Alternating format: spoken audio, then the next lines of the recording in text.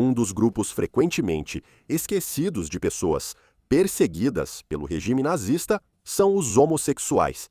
Após a República de Weimar, que era relativamente aberta e tolerante, os homossexuais na Alemanha e nos países conquistados enfrentaram opressão, condenação criminal e detenção em campos de concentração e de extermínio. Estima-se que cerca de 15 mil homens homossexuais foram enviados para campos de concentração, com aproximadamente 3 a 9 mil mortos ou mortos pelo trabalho forçado. Forçados a usar um triângulo rosa para destacá-los como os mais baixos da população do campo. Esse símbolo foi resgatado e hoje é um sinal de orgulho. Talvez seja útil começar com a situação na Alemanha antes da ascensão do nazismo. Após a derrota na Primeira Guerra Mundial, a República de Weimar foi considerada uma época progressista e segura para homossexuais.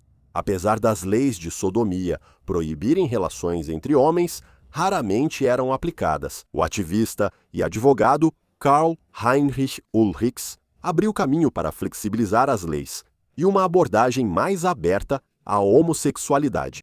O Instituto de Pesquisa Sexual foi fundado por Magnus Hirschfeld, um médico judeu e homossexual que liderou as primeiras pesquisas sobre a natureza biológica da homossexualidade. Peças com protagonistas homossexuais e bailes de máscaras lésbicas marcaram o surgimento de uma comunidade gay aberta. Embora a homofobia ainda existisse, o governo de Weimar não oprimia ativamente os homossexuais e, segundo relatos, chegou a considerar revogar parte das leis que os oprimiam. Mas a ascensão do nazismo pôs fim a essa situação. Um dos princípios fundamentais do nazismo era a preservação e expansão da raça ariana. A homossexualidade entre homens era, portanto, vista como uma ameaça direta a isso, além de ser considerada um comportamento imoral e degenerado. Não era apenas um ato criminoso a ser punido, mas uma traição racial que não podia ser tolerada. As lésbicas não eram vistas dessa forma pelos nacionalsocialistas, pois a sexualidade feminina não era considerada algo real. Esperava-se que qualquer mulher gerasse descendentes, independentemente da orientação, até a força se preciso. Ter filhos e gerar ainda mais filhos era um princípio fundamental do nazismo e de sua sobrevivência a longo prazo. Porém, na perseguição aos homens homossexuais, as mulheres homossexuais também seriam prejudicadas. Assim que chegaram ao poder, os nazistas imediatamente procuraram fechar e destruir qualquer bar, clube ou organização gay. No dia 6 de maio de 1933, o Instituto de Pesquisa Sexual foi destruído, com membros da SA, a tropa paramilitar nazista e estudantes realizando uma queima de livros e saqueando o prédio. Jornais e revistas homossexuais foram proibidos, enquanto homens gays se tornaram alvos de prisões. Muitas organizações homossexuais começaram a destruir seus registros de membros e a se dissolver, entendendo os perigos reais. Embora houvesse líderes claramente homofóbicos dentro do governo nazista, como Heinrich Himmler, chefe da SS, há um exemplo notável de alguém que não era: Ernst Röhm. Ernst Röhm era chefe da SA paramilitar e era homossexual, embora ele mesmo não se descrevesse assim. Ele se preocupava mais com a ridícula pruderia de alguns de seus colegas líderes nazistas e em incentivar a derrubada da moralidade convencional.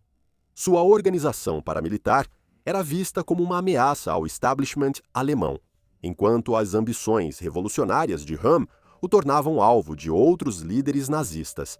Durante a Noite das Facas Longas, Röhm foi executado por ordem de Hitler. A homossexualidade de Röhm era um segredo aberto e foi usada como parte da justificativa para sua eliminação. Após a redução do papel da SA, a SS de Himmler estava em ascensão. A Noite das Facas Longas foi essencialmente um dia em que Hitler executou muitos de seus inimigos políticos, sendo que muitos deles faziam parte do próprio regime nazista. Himmler desempenhou um papel fundamental na Noite das Facas Longas, e sua organização, a SS, expandiu seu controle e alcance sobre a Alemanha. Himmler Junto com seu segundo em comando, Reinhard Heydrich, e sua força policial secreta, a Gestapo, começaram a compilar as listas rosas. Nomes de homens suspeitos e condenados por homossexualidade foram listados. Até 1934, as prisões de homens gays aumentaram, assim como as batidas em clubes e bares. Os presos frequentemente se declaravam culpados de atos não previstos no Código Penal, na esperança de evitar punição, mas isso não funcionava. Em 1935, os nazistas revisaram parte das leis anteriores, ampliando o alcance. Não seriam mais necessários atos homossexuais. O simples desejo homossexual entre dois homens já era suficiente para ser preso. Alguns homens foram condenados sob essa nova lei por se abraçarem ou por outros atos mundanos que os nazistas consideravam degenerados. Vestir-se de modo considerado diferente já era suficiente. Essa expansão incluía quem não seguia normas de gênero. Anos seguintes marcaram o auge das prisões de gays pelos nazistas. Houve uma mudança para focar em indivíduos e incentivar o público alemão a denunciar aqueles que suspeitavam de atos homossexuais. Das 100.000 pessoas presas, acredita-se que 1/3 das prisões ocorreu após uma denúncia. Seja por um vizinho ou colega descontente, um intrometido homofóbico ou um nazista leal, muitos foram presos por essas acusações. Às vezes, a acusação podia ser algo tão simples quanto o jeito que a pessoa andava, se vestia ou simplesmente uma sensação de que ela era diferente. Frequentemente, denúncias contra lésbicas não resultavam em consequências. A polícia não tinha base legal para prender lésbicas e, por isso, não podia agir além disso. Para aqueles que eram presos, tortura e abuso eram infligidos aos condenados a fim de extrair informações sobre seus parceiros. Por meio desses métodos, os nazistas conseguiram reunir um grande número de homens ligados entre si. Além disso, em 1936, Himmler criou o Escritório Central do Reich para o combate à homossexualidade e ao aborto. Esses dois atos eram vistos como a maior ameaça à expansão da população ariana, e por isso os nazistas dedicaram um escritório à sua erradicação. Ele reunia informações e dados enquanto coordenava ações contra homossexuais. Uma vez presos, os nazistas incentivavam os homens gays a consentirem com a castração em troca de uma libertação antecipada. A castração era anteriormente uma punição reservada para criminosos sexuais graves e aqueles que atacavam crianças. No entanto, os nazistas ampliaram seu uso contra homens gays. Às vezes, a simples ameaça de ser mandado a um campo de concentração caso o prisioneiro recusasse a castração já bastava.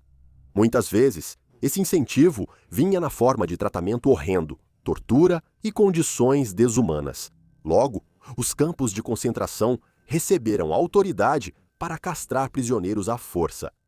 Alguns dos presos acabavam nas prisões criminais, mas outros, considerados reincidentes, iam parar na crescente rede de campos de concentração do país. Esses prisioneiros eram enviados sob o típico eufemismo nazista de custódia protetiva. Nesses campos, os prisioneiros eram rotulados e obrigados a usar insígnias para que os guardas identificassem seus crimes. Para os judeus, seria a infame estrela amarela de Davi. Para comunistas e prisioneiros políticos, era o triângulo vermelho, e para homossexuais, era o triângulo rosa. Isso colocava os homens gays como a categoria mais baixa de prisioneiros do campo.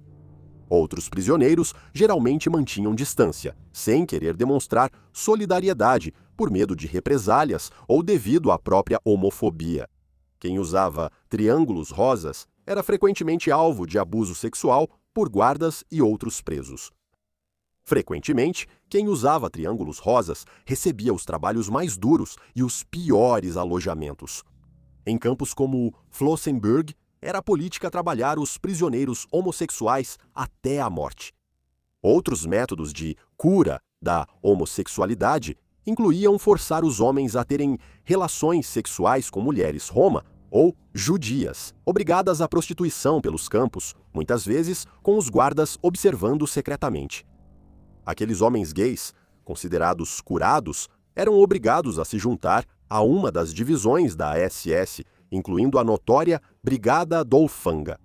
Como forma de evitar qualquer autossatisfação, os guardas insistiam que os prisioneiros mantivessem as mãos fora dos lençóis, algo difícil nas noites geladas. Qualquer prisioneiro pego desobedecendo era levado para fora durante a noite e tinha água fria jogada sobre ele. Sachsenhausen mantinha muitos prisioneiros homossexuais que trabalhavam nas terríveis fábricas de cimento e tijolos. O comandante Rudolf Höss, que mais tarde seria enviado para comandar Auschwitz, acreditava que o trabalho forçado reeducaria os homens gays e eliminaria sua homossexualidade. Como mencionado anteriormente, as lésbicas raramente eram perseguidas por serem lésbicas. No entanto, muitas lésbicas acabaram nos campos por serem de outra categoria de prisioneiras, como judias, roma ou comunistas. Às vezes, razões criativas ou completamente inventadas eram usadas para prender lésbicas nos campos. Um exemplo notável é o de Elie Schmuller e Margarete Rosenberg. Ambas trabalhavam para a Autoridade de Transportes de Berlim e foram denunciadas por seu relacionamento lésbico, pois não havia leis contra isso. E como a Gestapo não quis encerrar o caso, as duas foram enviadas ao campo de concentração de Ravensbrück por conduta subversiva. Elas foram consideradas culpadas de conduta que afetava o funcionamento do sistema de bondes devido ao álcool consumido nas festas que organizavam. Elas não foram marcadas com o triângulo rosa dos homossexuais, mas sim com o triângulo vermelho dos prisioneiros políticos, embora a documentação de internação fizesse referência ao fato de serem lésbicas. Schmuller morreu em 1943, enquanto Rosenberg sobreviveu 4 anos nos campos. Muitos prisioneiros nos campos de concentração acabavam sendo forçados a todo tipo de experimentação humana, com os homossexuais frequentemente sendo preferidos como sujeitos involuntários. Um dos experimentos mais infames foi realizado pelo Dr. Karl Varnett. Ele tentou mudar a sexualidade de um grupo de homens homossexuais. Ele implantou, cirurgicamente, uma cápsula neles, e essa cápsula liberava a testosterona. Sabe-se que 2 das vítimas morreram, mas não há registro sobre o destino do restante. Alguns homens foram até mesmo intencionalmente infectados com tifo para ver como isso afetava o corpo humano. Acredita-se que entre 3 e 9 mil homossexuais foram assassinados nos campos. Diante da crescente perseguição, os homens gays na Alemanha tiveram que escolher como lidariam com a situação perigosa. Nos primeiros anos, alguns que podiam fugiram para países vizinhos. Outros cortavam os laços com sua comunidade ou entravam em casamentos de conveniência para esconder sua sexualidade, às vezes com mulheres lésbicas. Alguns continuaram, mas de forma clandestina e secreta, sempre cientes dos riscos de serem denunciados. Alguns até se uniriam à resistência contra os nazistas. Um exemplo notável desse último caso foi Willem Arendse, um autor holandês que se juntou à resistência quando seu país foi invadido pelos nazistas. Ele foi um dos líderes de um movimento que emitia carteiras de identidade falsas para ajudar judeus e outros a escaparem da captura. Willem colaborou com outros artistas renomados na criação dessas falsificações. O grupo passou a atacar um cartório, destruindo mais de 800 mil registros. O grupo acabou sendo capturado, embora Willem tenha se recusado a trair seus compatriotas, insistindo que era o único responsável, algo que provavelmente levou à libertação de 2 membros do seu grupo. Em 1º de julho de 1943, Willem foi executado por um pelotão de fuzilamento. E suas últimas palavras teriam sido: digam às pessoas que os homossexuais não são covardes. Com o avanço da guerra, os nazistas enfrentavam falta de mão de obra nas forças armadas. Apesar da repressão e perseguição aos homens gays, os nazistas começaram a convocá-los para as forças armadas. Até mesmo aqueles que haviam sido presos em campos de concentração e os que haviam sido castrados foram forçados ao serviço militar. Quando os nazistas foram derrotados e os campos libertados, muitos prisioneiros homossexuais foram soltos, mas para alguns a experiência não foi tão tranquila quanto se esperava. Para começar, as leis responsáveis por prender homens homossexuais foram mantidas no Código Penal alemão. A própria base para prender homens gays continuaria em vigor até o final da década de 1960. Do fim da Segunda Guerra Mundial até a revogação dessa lei, cerca de 50 mil homens foram condenados. A lei, responsável pelo encarceramento deles, era conhecida como Parágrafo 175, onde prisioneiros haviam sido condenados sob o parágrafo 175, mas cumpriram parte da sentença em um campo de concentração. Os advogados americanos e britânicos que lidavam com a administração do pós-guerra defenderam que esses homens cumprissem as sentenças em prisões convencionais. Por exemplo, se um homem tivesse sido condenado a 10 anos de prisão e tivesse cumprido 5 anos na prisão e 5 em um campo de extermínio, esperava-se que ele cumprisse mais 5 anos na prisão para completar sua sentença. A maioria dos prisioneiros recebeu algum tipo de compensação, mas os homossexuais foram excluídos de qualquer pagamento, pois eram realmente considerados criminosos. Uma vez libertados, muitos ex-prisioneiros relatavam suas experiências horríveis. Para os homossexuais, a homofobia persistente tornava isso difícil, se não impossível. Muitos se recusaram a relatar suas experiências, tentando se reintegrar à sociedade. Muitos destruíram os registros ou documentos que possuíam, inclusive destruindo o Triângulo Rosa, que eram obrigados a usar. Um dos poucos relatos de um sobrevivente homossexual foi escrito, um livro chamado Os Homens com o Triângulo Rosa, de Heinz Heger. Só em 1985, os homossexuais foram reconhecidos pela primeira vez pela Alemanha Ocidental como vítimas do nazismo. No 40º aniversário, o presidente federal Richard von Weizsäcker listou muitas vítimas do regime nazista, mencionando os homossexuais. Só em 2002, todas as condenações, sob o parágrafo 175, foram finalmente anuladas, mas ainda levaria mais 15 anos para que qualquer compensação fosse dada às vítimas homossexuais. Vários memoriais foram criados para homenagear as vítimas homossexuais do regime nazista. O Triângulo Rosa agora é um símbolo do orgulho gay, sendo usado principalmente em oposição à opressão sistemática. As vítimas do regime nazista são muitas. Embora os homossexuais possam não ser um grupo numericamente grande de vítimas em comparação com outros, eles são um grupo importante. A destruição das comunidades e vidas homossexuais pelos nazistas nunca deve ser esquecida, pois é um exemplo perturbador dos perigos de desumanizar um grupo de pessoas.